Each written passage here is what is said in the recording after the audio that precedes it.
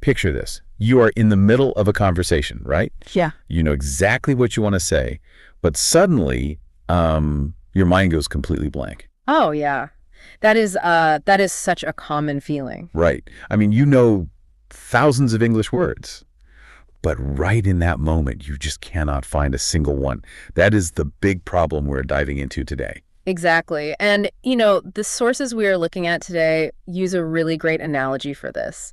It is kind of like having this massive, beautiful toolbox. Oh, a toolbox. Okay, I like that. Right. So you have hundreds of shiny tools inside this box. But when something breaks and you need to fix it fast, you dig around in there and, well, you can only find one basic screwdriver. Yeah, just that one tool when you know you have so many more. I mean, that is the perfect way to describe the difference between passive and active vocabulary. I completely agree. Passive vocabulary is, what you understand when you're reading or listening, but active is what you can actually say out loud.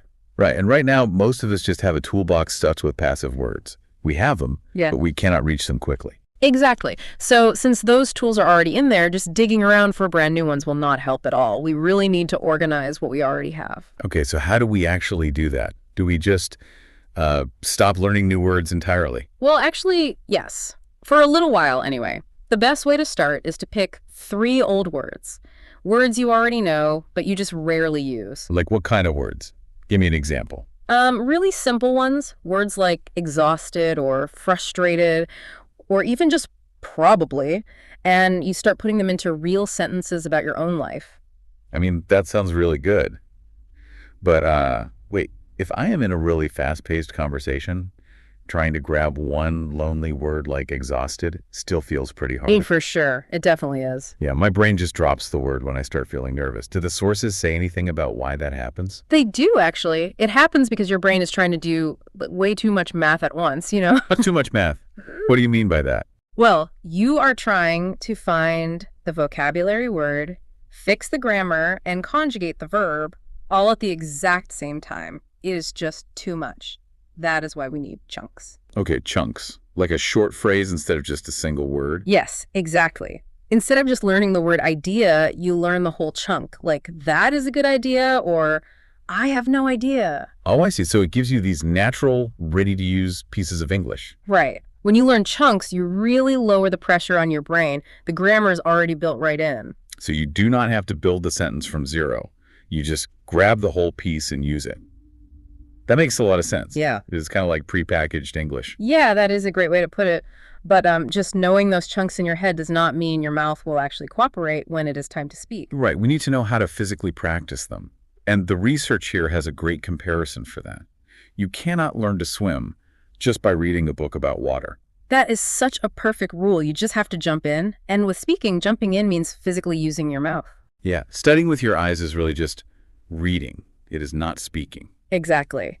To speak, you have to close your notebook, you have to say those chunks out loud, and try to use real emotion. Wait, like acting it out, like saying, oh, that makes sense, to myself alone in my room. Yes, exactly like that. And, there is a real biological reason for this, too. It builds muscle memory. Because your mouth and your tongue need actual physical practice. Right. Your vocal cords, your tongue, they need to physically practice making those specific shapes.